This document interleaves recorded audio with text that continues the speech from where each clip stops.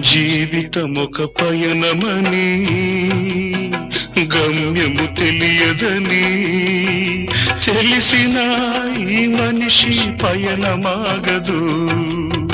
జననం ధర్మమని మరణం కర్మమని తెలిసిన జనన మరణ చక్రమాగదు. మరణం తథ్యమని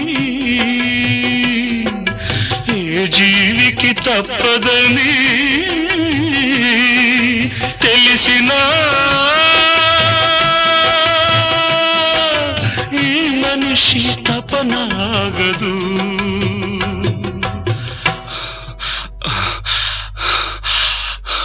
ఈ బ్రతుకు తపనాగదు. ఆగదు ఏ నిమిషము నీ కోసము.